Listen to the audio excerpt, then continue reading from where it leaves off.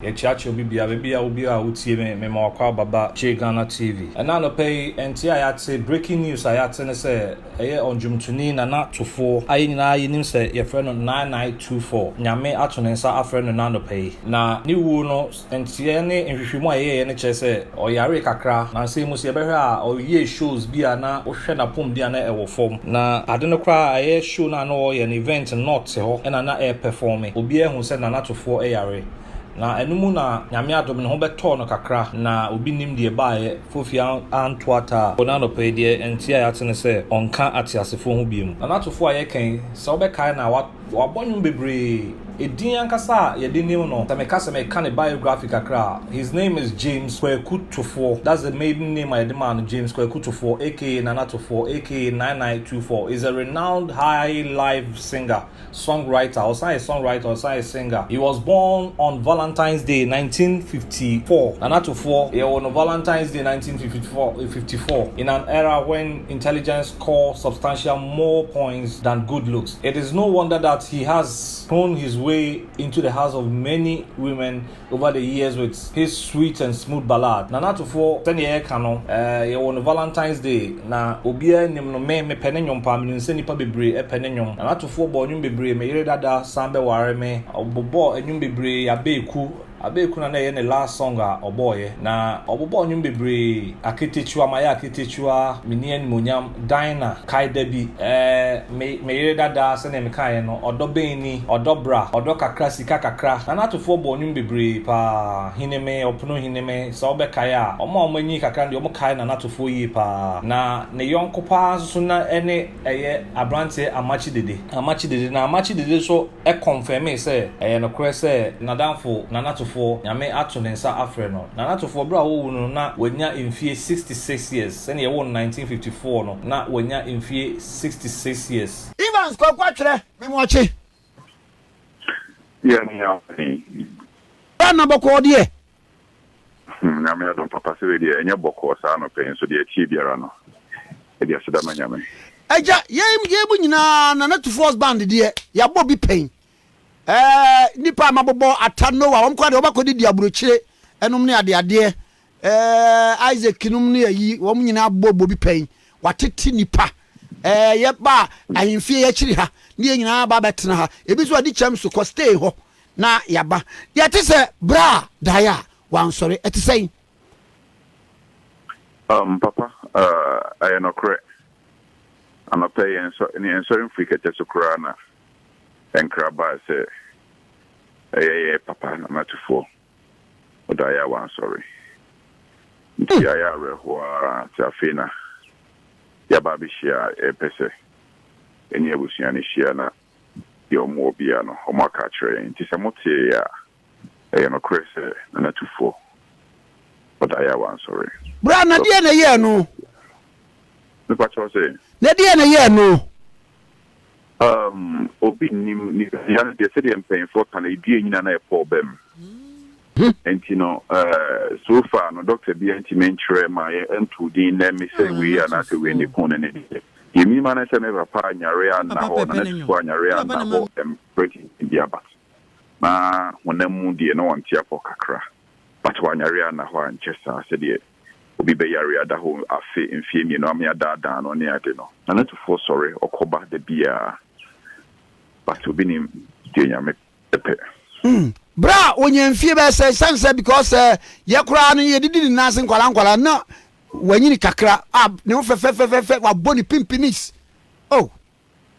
na Tuffour age dear but okay kakwa dusia onrui waye na say na bichie iboye etie wo se kuamu papa se bia boto ofre obi a obeti bia no fra tete kasa mpo no ontime nkasa eni papa Kofi Abraham akasa eni na Bajida Costa akasa omu nyina no timsi obia boto kumase atedi fise ya shradie musicians ashradie ya say a break akrai mu no titru wonyum to adwuma mu eja ye hosa basa na mana ya reho fise Kofi bi die chef edwuma ye nka ho asemo wie so adani atono aya reho kumasi ID obi nti ase but still ya mepe no ye me de e me ye pa menim se obi bia so e ne ya fi se natofo ne do no na ye pani nwum ye e da me ankasa me hu se oto a o perform me re ho e pa se e de na eye na natofo na enum na edidia ene nyame ato ne nsafre ni anopay no obi frɛ me akachem se o na natofo afim na me se no no pese o ne me kasara me se de bi no se ta de se me frɛ kumasi na me check se asma on me kan no kra na asanya no kra yampa me frɛ Professor Kofi Abraham na Abraham akachem se no kro na onua no oko in fact me bin ho amenti ase because na say mo yare kakra but them say enya dia ekọ wani no wa yare ma no ato no because me hu dia betwa mu as say pa na ma of a sudden adia abasa but the dia say me na nyame ase you know afeni ebe kwakoshia na ekokuma se ye hu kwa ya be fa so ya betoto no hu ne wo dia me de ka wo pa ba ko bi emira bi wo tumfo to ko so frɛ ma mo be bɔ nwum wa hemfie na nka se ebra esi ye no na ne nyina nam na ohia wa nikani kan agro na me nya we am just na to go de na me ne tino emi no hia wo ne se me ka se one time bi na me kono mo gini na de bia na me di hu na se na gini si de this time no ntumi ne me no mo na